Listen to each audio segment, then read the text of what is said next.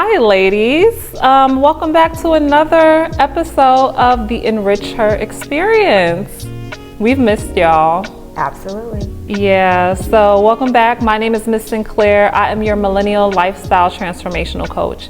I help millennial women specifically rebuild their lives after life-changing events. If you're changing jobs, if you're changing relationships, or changing your health, I got you, and I hope that this episode will help you even further.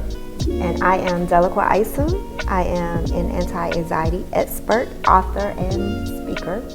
I empower women to reclaim their lives from anxiety and traumatic experiences, to help them create a more well-balanced life and live a more productive life. Yes. So that's who we are and what we do, but as she stated, we do hope this episode helps you guys navigate through some changes in your life. Yeah, and the EnRicHer experience is all about giving you the tools, right, to actually go make change yourself, not being a temporary empowerment session, you know, all that rah-rah. We really want to spark something to take action in your own lives. Correct. Yeah.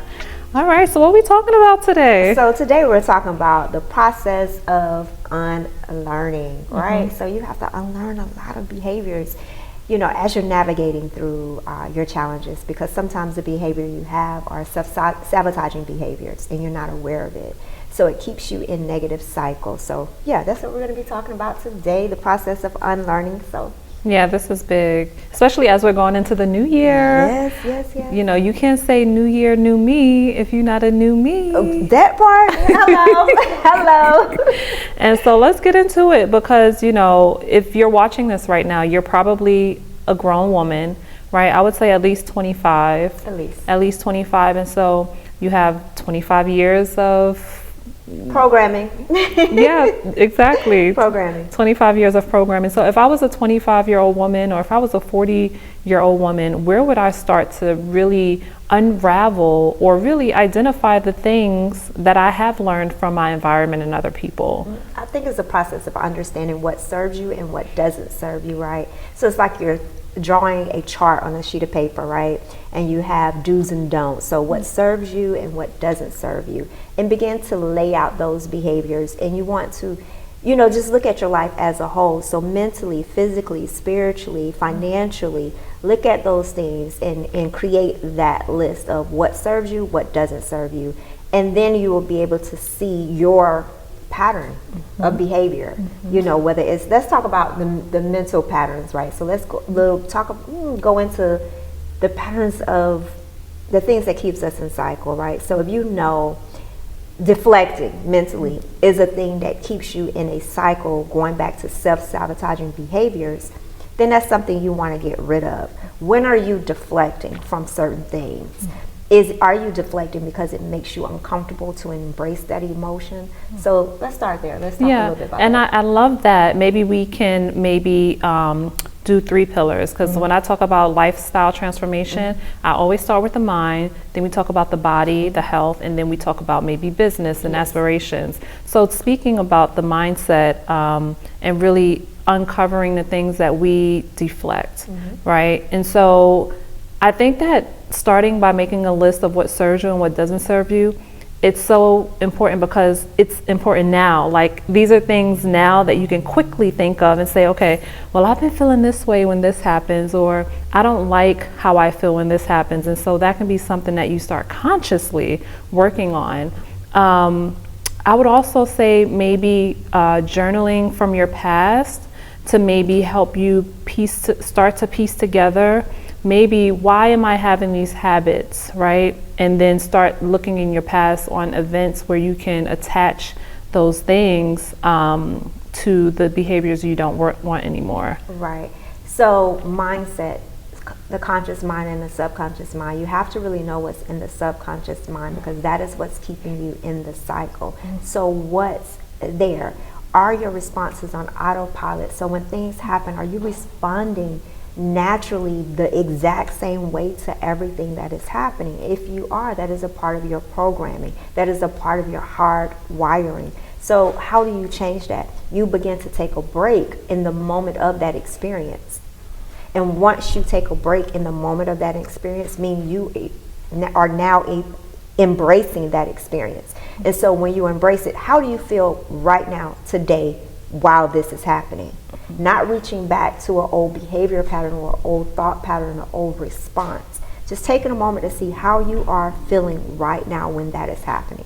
That will help you be able to identify what is serving you and what doesn't serve you. And that, well, it'll actually help you correct the behavior. That's good. And so when you're trying to take this advice and use these tools, you may say, okay, how do I pay attention to how I feel, or how can I stop myself in the moment? And so I want to suggest putting into practice daily meditation and journaling, because you are imprinting new behaviors on your subconscious. And so if you take 5 or 10 minutes a day and just create scenarios in your mind, or create the mindset that you will react a certain way when something happens, or you will take more time throughout the day to assess how something feels. Now you are priming your mind to automatically stop when something is happening that you have to assess, or even reacting in a different way. And if you couple your mindfulness and your meditations with journaling, these two key components, as you're writing, you are slowly also unlocking a comforter in your mind, and it's laying on that thought. And so it's like, okay, this is what you want to do. Okay, I will. It's just so complimentary to write when you're meditating, because it's like doing the work times 2, if that makes sense. It allows you to connect with your inner self, right? Self-awareness. In order to practice mindful tools, you have to be aware of yourself. Not only yourself, but the space that you're in. So you definitely want to do this in a place where it's nice and clean, uncluttered, right? Because we're developing, you want to become unbothered by a lot of things. So you want to put yourself in a situation or atmosphere where there's not a lot of distractions to bother you. So meditation, journaling, and connecting with your inner self, as you are doing those things, becoming self-aware, becoming mindful of your thoughts, of your experiences, and understanding that everything is just an experience, right? Because a lot of times we take on the identity of these experiences. You really want to understand it is an experience that you are having in the moment, not who you are, not a part of your being. It's just an experience. Yeah, and these experiences are important.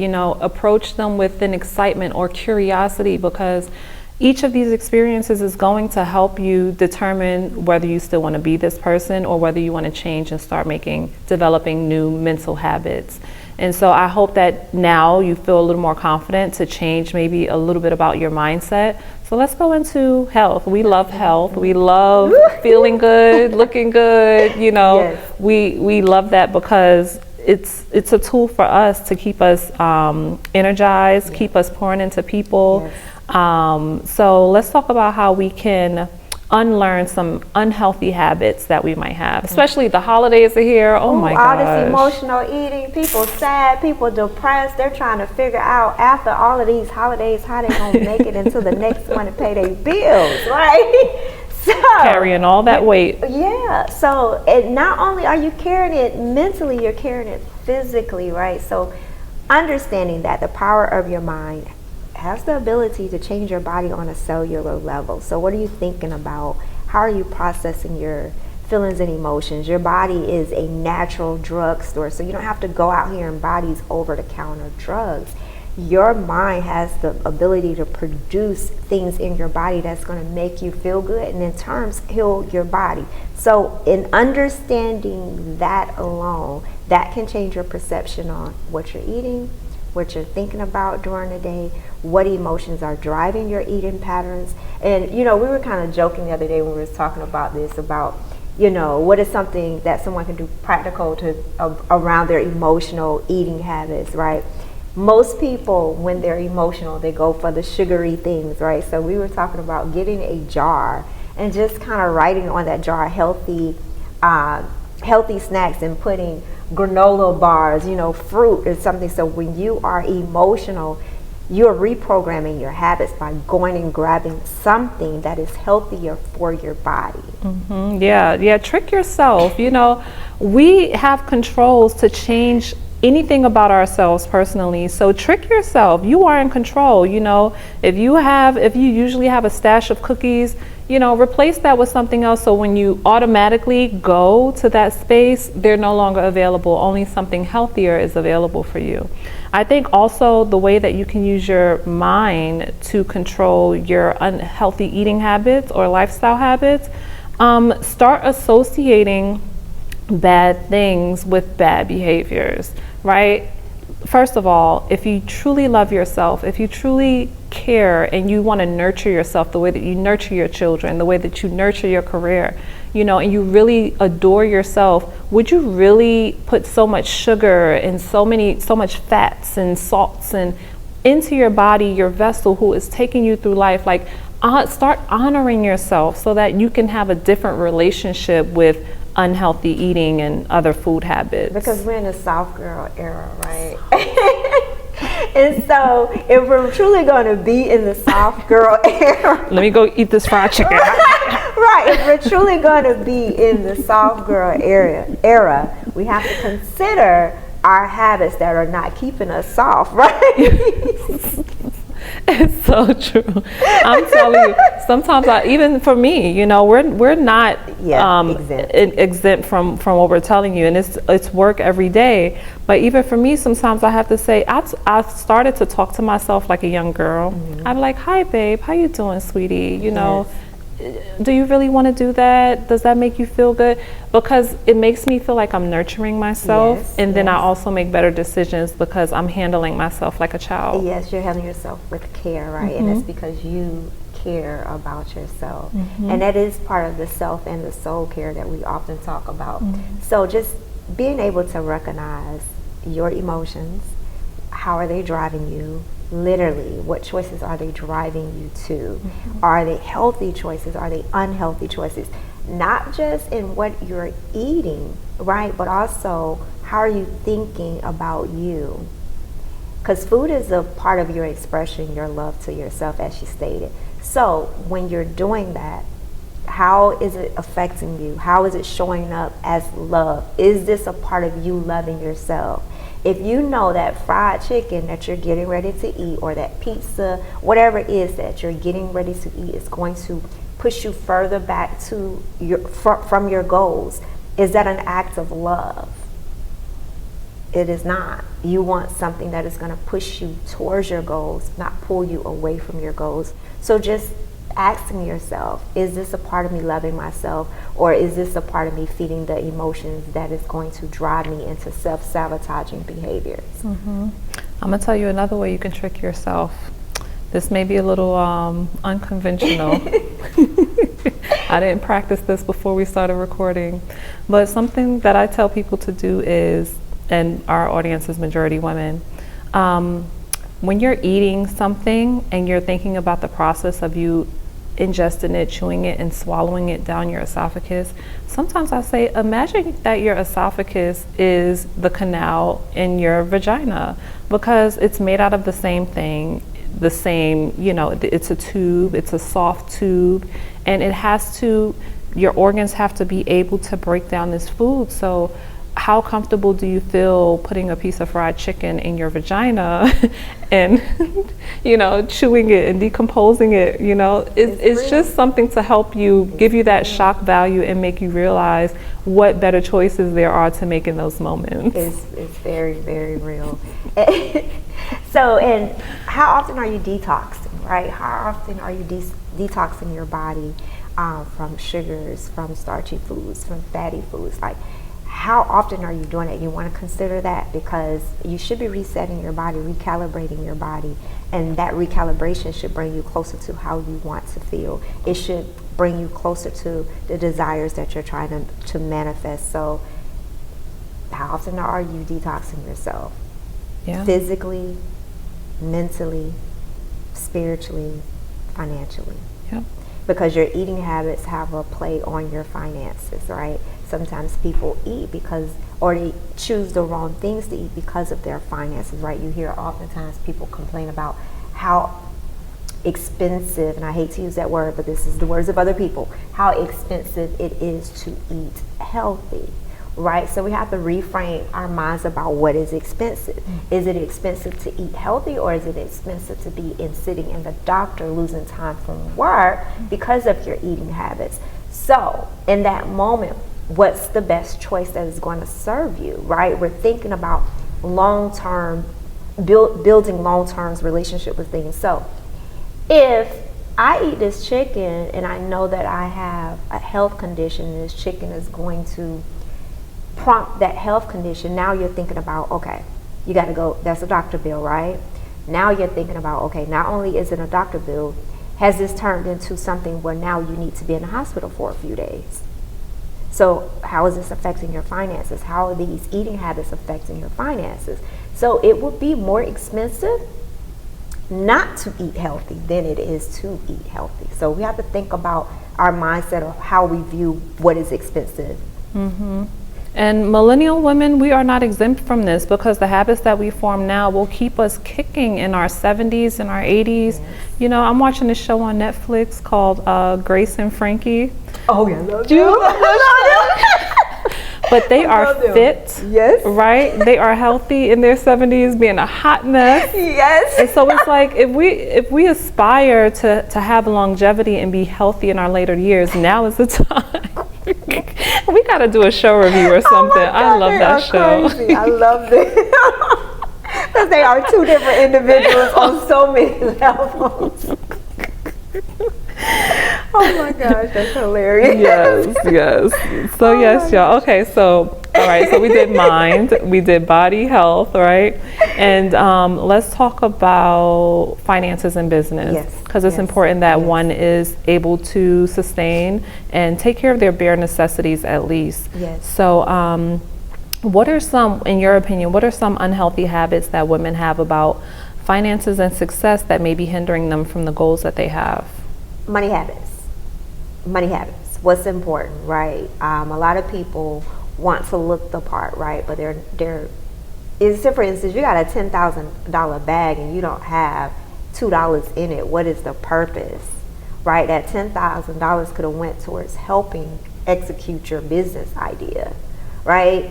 And you can look the part later. I am not a fan of the saying, fake it till you make it. I've never been. I know people hold true to that, and I understand why people say it. But if faking it is going to put you in a financial deficit, when you know that you are trying to really build a legacy for your family financially, then is it worth it to be faking it? Put that money towards executing of your business plan, hiring the right help to execute the business, right? So yeah, I think that the mindset around money habits has to change. Mm-hmm. And you know, as someone who has started from zero, filing a Chapter 7 bankruptcy, I have hard boundaries against certain things, like going over certain limits of my credit, because I don't want to be in a place where I don't have resources to help me out of situations or to just take care of myself. And so I think, you know, we really have to focus on our history of handling money. How did our families handle money? And that's something for me as well. I'm sure a lot of women can attest to this, just growing up in a single family household and your mom taking care of everything. You have a scarcity mindset already. And so when you get a little bit of money, you feel like, oh, I need to do this, or I need to do that, or maybe you might feel like it's not enough, or you grew up in a neighborhood where you just wasn't getting things, so now you want to show off. There's a lot of things, and going back to that mindset unlearning, that you have to unlearn in order to recreate new habits for yourself. Yes. If you grew up in a family where it was a house full of siblings, right, and you naturally have been taught you have to take care of your family, right, that creates a mindset of scarcity, right? Because you always want to make sure that your family has what they need. So you're clenching and holding on to every dollar, and you're not living a life that you want to live, because you've been raised a certain way to take care of your family obligations, make sure your siblings have. And then that creates a mindset of lack for yourself. So being able to identify your behaviors around money, your thought patterns behind money, you have to unlearn that stuff. Because if you positioned yourself financially that you can help and take care of your family, then it's okay to release the mindset of scarcity around doing things for you in your immediate household, creating that business or whatever it is. So I think that's a big one. When people grow up in a household where they're used to taking care of everybody, it creates that sense of urgency to want to take care of everybody. And oftentimes they put what they want, what they need aside because they're trying to take care of everybody. So that is a learned behavior that we need to unlearn, and it's not selfish. We have to identify even the word selfish. How does it really apply to you when you are trying to take care of yourself and do something for yourself that's not being selfish? So unlearning that word as it relates to finances and business when you want to create something for yourself. Yeah, and I also think what we decide to put value on, that's another behavior that we need to unlearn, thinking that material things have more value than assets, or have more value than the discipline of saving enough to buy a house. We really need to figure out what success really looks like for us, because a lot of the times we're chasing what other people have. Yes. And we know, but maybe other people don't know. Half of the times people are stealing, robbing, selling themselves. They're beating on their own integrity and doing things that, they're not proud of to make money. And, we need to really identify these things in our lives and figure out what's really important. Like, are you chasing the monetary thing, or do you just want to feel like I can get anything that I want if I had the funds to? And that does not require actually buying things. It means actually building your finances to a point where you have money in the bank and you have money working for you. And so reading, following successful people online, because successful people will always tell you that it's not about what you have, it's about who you are, your relationships, the skills you have, the services that you provide to other people. That is how you're going to get in a better financial state. And so I think just finding some financial mentors to follow and reading more can maybe help you change your mindset around that. I agree. I also think it was something you said about looking at your boundaries, right? You may have to unlearn some of the boundaries that you have in place, because if some of the boundaries you have in place are not helping you, you may want to reevaluate them and really put some boundaries in place that's going to help you financially, right? So what does that look like for you? And another thing you said is identifying what does success look like for you. Not social media, not your homegirl or your homeboy. What does success mean and look like to you? So you have to come up with your own personal definition of what success is, and you have to unlearn what we've been taught is successful. Because but that's a part of understanding your core values and looking at them, because some of those values may have changed over the years because you are growing, evolving, and expanding. So some of those values may have changed and need to be upgraded. So being able to unlearn some of those things, I think, is really big when you're trying to look at your finances and what you want to do with your finances. That's good. That's good. So, this video was really created to help share some insight on tools that you can take into your life. And, we are just merely we're messengers. We are reminding you, because the more that you hear information, that's also when you start becoming more comfortable with the information and more curious. Yes. Maybe you'll seek out other sources of knowledge so that you can improve your skills and the things that you understand and know. So do you have anything else to share with the people? No, I don't think so. No? Nothing that I want to share. Yeah, because we want to be respectful of the message, but we're going to definitely come back with something else more compelling, another topic that's going to help you, take you to the next level by just using the tools and resources you already have within you. Absolutely. Yeah. So we'll see you guys next time. See you next time.